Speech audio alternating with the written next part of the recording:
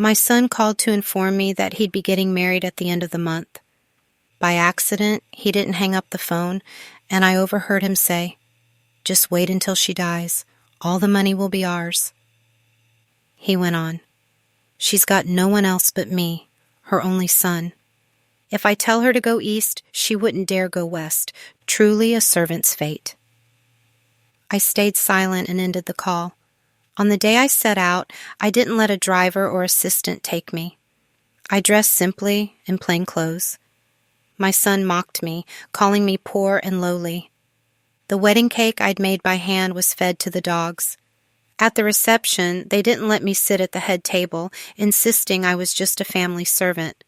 They even called my husband's old flame, Sarah Miller, his mother.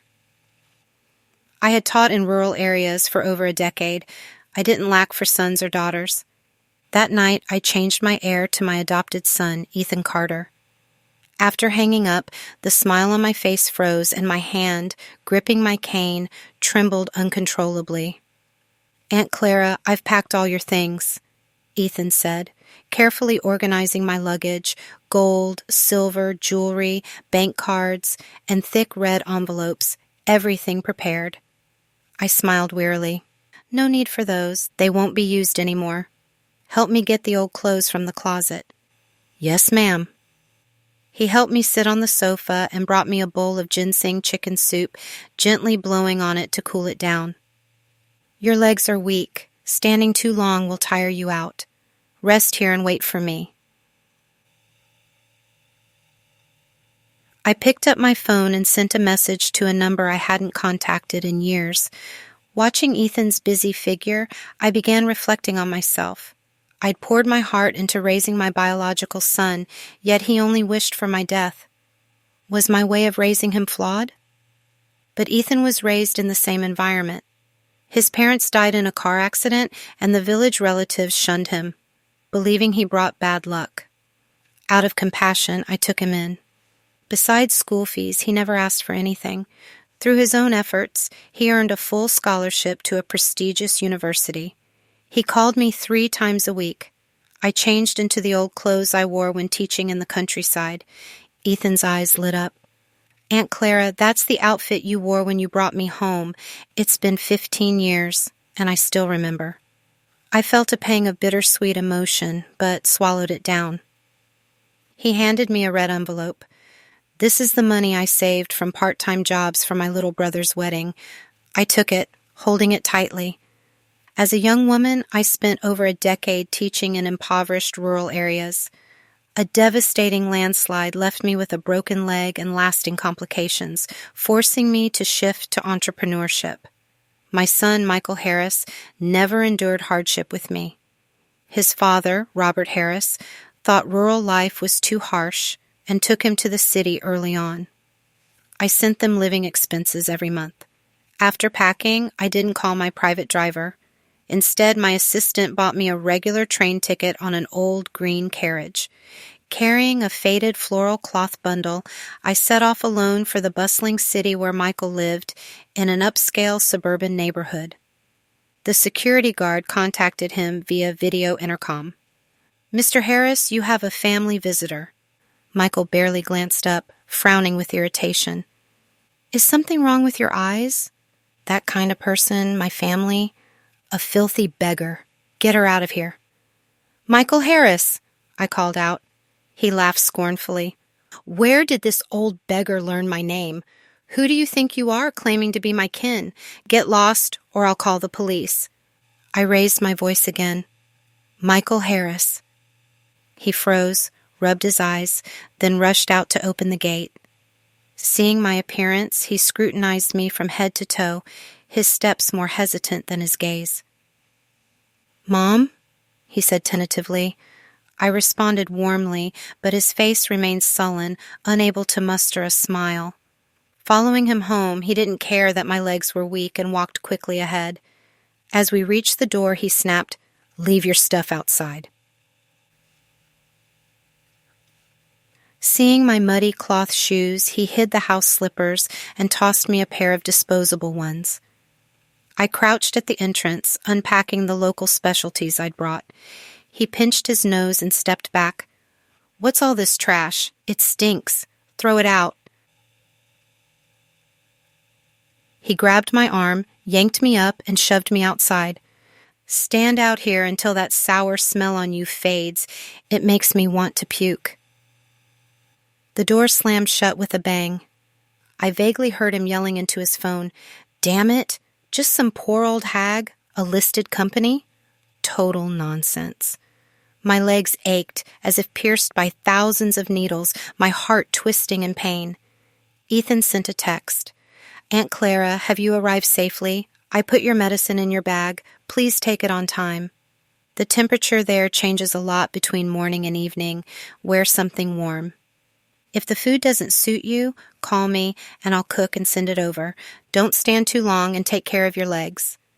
Staring at the cold, closed door and the caring words on my phone, I made up my mind to let go of my biological son completely. I realized that beyond blood ties, what matters most is the human heart. My daughter-in-law, Sophia Clark, was refined and beautiful. Her father was a university professor, her mother a pianist. She and Michael looked perfect together. I stood in a corner watching my husband, Robert, dressed in a sharp suit, still handsome and robust despite nearing 70. Sarah Miller, in a vibrant red dress and pearl necklace, clung to his arm affectionately. When Robert saw me, he frowned and approached. "What are you doing here? This is our son's wedding. Don't make a scene." He sneered. "Michael told me everything. You're no company owner, just a country woman." His cold laugh cut deep. After all these years, no progress. Teaching in some God-forsaken mountain village so long that stench of poverty's in your blood. No washing it out. Don't embarrass us. Go home.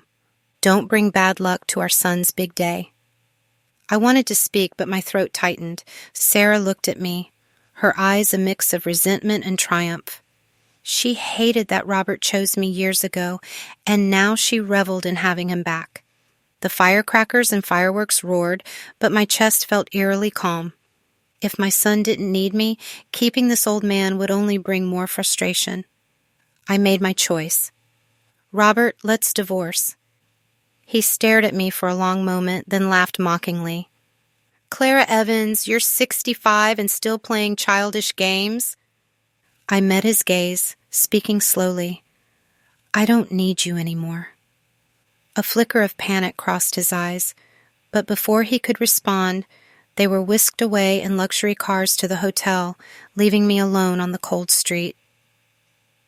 Before getting into the car, Michael sneered, "Go back to your poor village, Mom. Stop embarrassing me." I stood alone in the biting wind, flagged a taxi, and followed the convoy. He was my flesh and blood, the brilliant student I'd toiled to raise. When he was 1, I carried him in a basket on my back to class. At 2, I graded papers by the window, listening to him call Mom. At 3, I watched him chase butterflies down village paths. Then his father took him away, and he changed completely. Watching him complete his wedding, I closed a chapter of my life. Sophia saw me get out of the taxi and kindly came to help. "Aunt Clara, how are you related to Michael?" He glared, shoving me away. "Don't mind her. She's just a maid I hired." He mouthed a curse at me to get lost. I ignored him, quietly sitting at a table. He rushed over, yanking me up. "Can't you understand? Get out." I handed him Ethan's red envelope. "This is your wedding gift from your brother." He felt its thickness, smirked. "Just this much?" Then, denying he had a brother, he threw it down, scattering bills across the floor. Pointing at me, he warned, "Sit there quietly until the wedding's over, then leave. If you say anything to Sophia, don't blame me for being rude." I crouched, carefully picking up the bills, brushing off the dirt to honor Ethan's sincerity. What he discarded was what I cherished. At the wedding, there was no seat for me. I stood in a corner, my legs numb with pain. During the parents' ceremony, Michael loudly called Sarah Mom. Her glance at me was complex. For the family photo, they stood together, radiant and happy. Sophia noticed me from afar and waved. Aunt Clara, come take a picture with us. Their faces soured instantly. Why call a maid? She doesn't belong? Robert snapped. Sophia's father intervened. It's a happy day. What's one photo? Her mother smiled warmly, inviting me. Come, sister. Let's take a picture together. Sophia helped me onto the platform, smiling brightly. Aunt Clara, you seem so familiar. Michael quickly separated us, pushing me to the far corner. As the camera clicked, I smiled brightly, exhaling softly. At 65, I still had the courage to start a new chapter. Back home, Michael only rode with me to ensure I didn't say anything reckless. He sneered, Don't touch anything. You can't afford to break it. I couldn't hold back and asked, Michael, I'm your mother. Why do you hate me so much? He scoffed, his face full of contempt. You dare ask? Dad supported my education, paid for my graduate studies, sent living expenses on time, never letting me suffer. And you? He glared with disgust. What have you done for me? Now that I'm successful, you show up shamelessly. A pathetic person like you deserves to be my mother? Looking out the window, everything became clear. When I married Robert, we were both penniless. No money, no house, no car, just a simple registration. He studied literature, wore scholarly glasses, wrote poetry, and was tall, handsome, and educated, easily winning my heart. But he couldn't endure hardship, always chasing lofty dreams. I taught literacy in the mountains, encouraging children to study and change their fates. He called my work pointless, believing only poetry and writing were noble pursuits for a man. I was strong-willed and hard-working, determined to see things through. He thought I was too strong, lacking the softness of a woman. Sarah, on the other hand, wore red dresses, white flats, and smiled with dimples, looking both lovely and innocent. She was clumsy. Cutting grass, she'd cut her hand. Boiling water, she'd burn herself. Small things made her cry like a frightened rabbit. Robert always stepped in to fix her problems, complaining to me that she wasn't as smart or capable as I was, calling her foolish and clumsy. Yet he sought her out more and more. She knew how to cry, act coy, and please others, things I never learned. Over time, in Robert's eyes, my calm handling of everything became coldness. My lack of tears or fuss became indifference. As a young woman, I didn't understand how to be a doting wife. Only in old age did I realize he loved my independence and strength only as an excuse for his freeloading. For years I bore the burden of supporting our son's education. Countless letters I sent Michael went unanswered, my maternal love stolen and trampled by Robert. Getting out of the car, Michael snapped, "So slow. Looking at you makes me feel cursed." I lowered my eyes, voice flat. "I'll leave tonight and never bother you again." He smirked. "You'd better keep your word." At the villa, I saw the specialties I'd brought tossed in the trash, the wedding cakes I'd made eaten by dogs, crumbs scattered on the ground. My luggage lay discarded by the entrance, mixed with garbage bags. I thought I'd be heartbroken, but my heart was numb. Sophia asked me to warm a glass of milk. Michael glared at me silently, a warning. I complied, accepting the role of a servant. In her room, Sophia was admiring wedding photos. "Aunt Clara, look at this one. It's beautiful. It'll be in the papers tomorrow." Her mother, a famous pianist, ensured the wedding would draw media attention. Once those photos were published, my true identity couldn't be hidden. I glanced at an economic magazine on her table, reading the cover name, Henry Morris. Sophia turned, surprised. "You know him?" I nodded. I went to the U.S. to hear him speak. Sadly, he passed away last year. Her jaw dropped. "Aunt Clara, you're not a maid or a poor country woman, are you?" I looked at her calmly. "I'm Michael's mother. After today, I won't be any more." She pulled a chair closer, helping me sit, her manners refined. Every word I spoke shocked her. "Sophia, think carefully about this marriage. A man who disrespects his own mother, How can you trust him to walk with you for life? As women, we must help each other avoid pitfalls. Her face showed utter disbelief, thinking I'd lost my mind. She sat silently, processing the truth. Before leaving, I left Michael a note. Sophia held my hand reluctantly, calling me Mom. I squeezed her hand, hugged her, and left in the car the driver had arranged, not looking back. The next morning, the wedding of pianist Laura Clark's daughter dominated the news. A photo of an elderly woman in simple clothes caught attention. Online, people began to speculate. Isn't that teacher Clara, who transformed lives in rural areas? Yes, she's my mentor. She personally led me out of the mountains. She's the province's first female entrepreneur with a listed company. Locals knew my conscientious business, my annual donations to help poor children attend school. Questions arose. Why was her husband with another woman? Why did her son call someone else his mother? The day after the wedding, Sophia boldly requested a separation, packed her bags, and cut contact with Michael. The Harris father and son fell into chaos. Michael flew to find me, but instead of apologizing, he shouted, "What did you say to Sophia? I'm your son. Ruining my marriage benefits you how? How could you do this to me?" His eyes were red, his voice deafening, drawing stares. Sophia and her parents blocked me. Letting you attend the wedding wasn't enough. A vicious woman like you deserves to die, to go to hell. I looked at him sadly, silent. This was my precious son, whom I'd loved dearly despite his fractured childhood, always trying to make up for it. Now he blamed me for ruining his life. His father? Always first to enjoy, last to take responsibility. I took a deep breath, suppressing my anger. Why did you come here? His eyes burned with resentment. Go apologize to Sophia's parents. Post online to clear up those malicious rumors, or say you divorced Dad long ago and Sarah isn't a mistress. A top graduate from a prestigious university, yet still so shameless. I stayed silent. He grew more enraged, as if wronged beyond measure.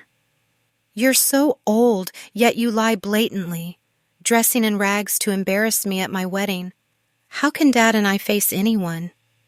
Dad hasn't had an easy life either. Can't you sympathize? Sarah's polite, kind, and lovely. No wonder Dad likes her. She doesn't have your filthy thoughts. Who's more vicious than you? You deserve to be abandoned. He ranted self-righteously, growing more animated. I reached out and splashed his coffee across the table. Furious, he slammed his hand down and stood.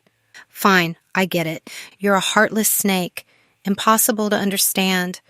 Unloved, unhappy in marriage, you can't stand others' happiness. You deliberately destroyed my family. Without expression, I knocked over his Americano. My aging hands trembled, the coffee felt heavy, my heart aching. He stormed off, vowing never to give up. That evening, I heard someone call my name outside the gate. Robert stood hunched, looking aggrieved. Clara, I've been waiting forever. I ignored him, slowly climbing the steps. I'm sorry, Clara, I was wrong. It's all my fault. He avoided my gaze. Please believe me, I didn't mean to lie to Michael about funding his education. Sarah and I are just friends. I understand, I said flatly. It was all to hide your incompetence and protect the pathetic pride of men like you. His face paled. I retrieved our yellowed marriage certificate, a relic of our failed 40-year union. He was on the phone outside, whispering, "Stop making a fuss. I can't come back now." What do you mean I ran off with her? She's my wife. Seeing me, he hung up, stammering. I sighed. She's urging you, so I won't delay. Let's divorce. His face flickered with complex emotions, then his true colors showed. If you insist on divorce, fine, but I get half your company's assets, the house, the land, the cars.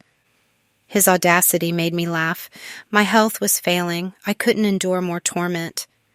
Through my lawyer, I named Ethan Carter my heir. The board unanimously appointed him CEO. Ethan, nearing his final year of college, could start managing the business. The news spread quickly. Michael, realizing the fortune he thought was his had vanished, couldn't accept it. He stormed into the company, shouting, "You dare block me? Do you know who I am?" The assistant explained, "CEO Carter is in a meeting. Please wait." Michael shoved him. "Get out of my way. My mother has only me as her son. This company will be mine. Look closely. Your jobs depend on me." "Michael Harris?" I called sternly. He quieted, glaring at Ethan behind me with resentment. He lunged, grabbing Ethan's collar and punching him. "I knew you were no good. Motherless? So you steal mine? You've been eyeing her money, haven't you? Happy now, you bastard?" He raised his fist again. I stopped him, helping Ethan stand, and slapped Michael twice, hard. Stunned, he staggered back, staring in disbelief. I leaned on my cane, voice cold. "Ethan is my adopted son, but he's far better than you. You call him scheming?" When I was bedridden after leg surgery, he cared for me, cleaned up after me. He never asked for a dime, even sending me money monthly as an adult. He's polite, ethical, grateful, not greedy like you. I sighed. If that's scheming, I wish he were more so. He shouted, "He's just an unwanted kid." I waved my hand. "He was, but now he has me. You, from today, have no mother." He froze, unable to believe his ears. "I gave you chances. At your wedding, I swallowed years of grievances. Count how many times you've called me Mom." He gritted his teeth. "Choose him, not me. We're done." I nodded calmly. "I respect your choice." I was a mother, but also human, not a tool to be used and discarded. His threats and tantrums were outdated. Love has limits. He needed to remember his words and not regret them. The assistant showed me a viral video of me slapping Michael. "CEO Clara, this is getting serious. Should PR handle it?" The footage was clear, earning me nicknames online. Cruel old lady, superwoman, cold-blooded mother. I waved it off. "Let it be. Respect the internet age." Michael created a social media account, pouring out his grievances, sparking outrage against me. Netizens turned the video into memes, some even mockingly lighting incense for my photo. I found it amusing, sharing it with old friends, feeling at ease. I believed many young people were sensible, just impatient. Explaining would only worsen things. Silence let the truth emerge. At 65, I never expected to go viral. Michael, a top graduate, wrote heartfelt posts painting me as the cruelest, most heartless mother. Meanwhile, Robert demanded money, insisting I leave with nothing if I wanted a divorce. Sarah visited my company, elegant in a floral dress, handing me a file. "Everything you need is here. If you need me to testify, I'll be there." I thanked her sincerely. She smiled. "If not for you, I wouldn't be here." Sarah grew up in a family of 5 girls, taught to rely on men. She loved Robert, believing he was her lifelong support. Once, trapped in a burning shed, I rushed in to save her. She thought I caused the fire. Years later, she learned Robert locked the door instead of helping. When thugs harassed her, he fled. I fought them off with a stick. She realized women didn't need to depend on men. Before the wedding, my message prompted her to confront Robert, revealing his unchanged cowardice and greed. She held my hand. "Clara, I'm on your side." Back home, I found Ethan crying, defending me online with a secondary account, enduring harsh insults. He wept not for himself, but for my suffering. "Do you trust me?" I asked. He nodded firmly. "It's almost over," I said. Sophia posted a video clarifying rumors, sweetly calling me Aunt Clara, then Mom. She left for rural teaching, inspired by me, saying love shouldn't be blind, but value character. Laura Clark posted, "Meeting teacher Clara briefly at the wedding, dressed simply, I admire her rural work. She devoted herself to her son, yet he betrayed her, lying about his mother. As women, I understand her struggles and support her. Some accused her of seeking fame, but her husband, a philosophy professor, defended her clumsily but endearingly. I support Teacher Clara. You rude students, I'll contact your advisors. My wife's right. Public opinion shifted as my former students spoke up, initially calling me Teacher Clara, then Mom when defending me against cruel mother claims. They shared stories. Mom taught me to read, making me a writer. Mom carried me down the mountain for medical care. Mom saved me from an abusive father. Like dandelions, they spread, becoming teachers, doctors, lawyers, designers, entrepreneurs, giving back to society. Once I carried them through muddy mountain paths. Now they were my strongest support. Robert, desperate to divorce, lowered his demands, finally agreeing to just the house and car. I showed him evidence of his affairs and embezzlement. His face paled, cursing Sarah for betraying him. He ranted, wishing me ruin. I sent the evidence to his company's leadership. He accused me of cruelty after 40 years together. I replied, "You deserve it. You wasted my best years. Pay for it with the rest of yours." His company called. He trembled, defeated. Michael received the boxes of letters I'd sent, hidden by Robert, each filled with my love and longing. He deleted his posts, but the internet didn't forgive. He sought me out, but I refused to meet.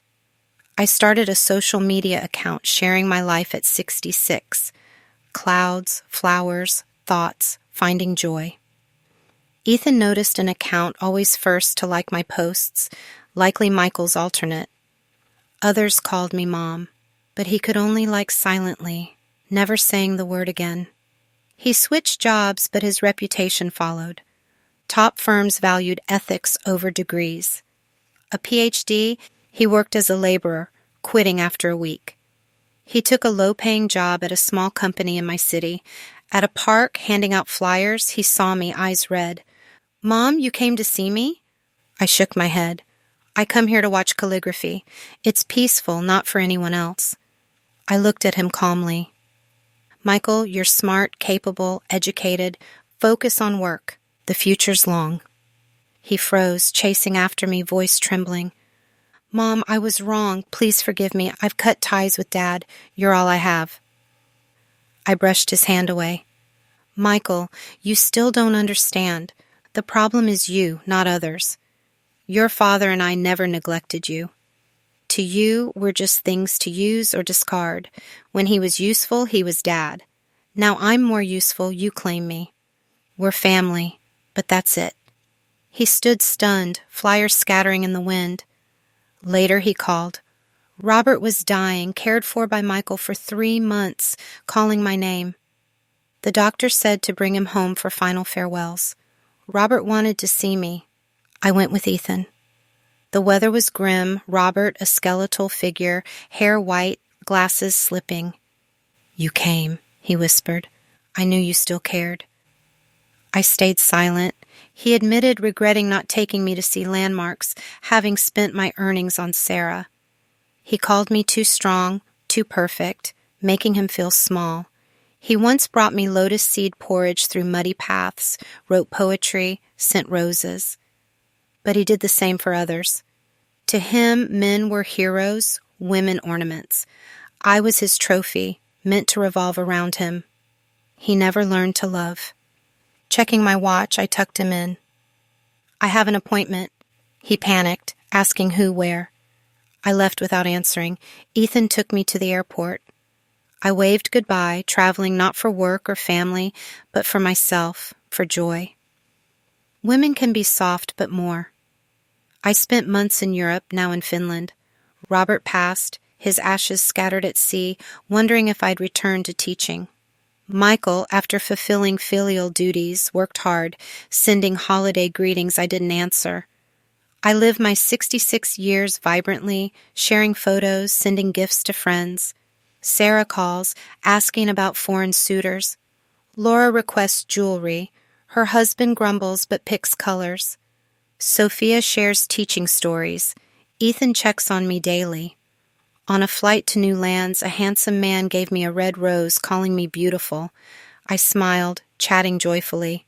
He marveled, "Only 66?" I replied, "Yes, living a new, colorful life." He asked my plans. I smiled. I always look forward to the future. The sun shone warmly, time flowing gently.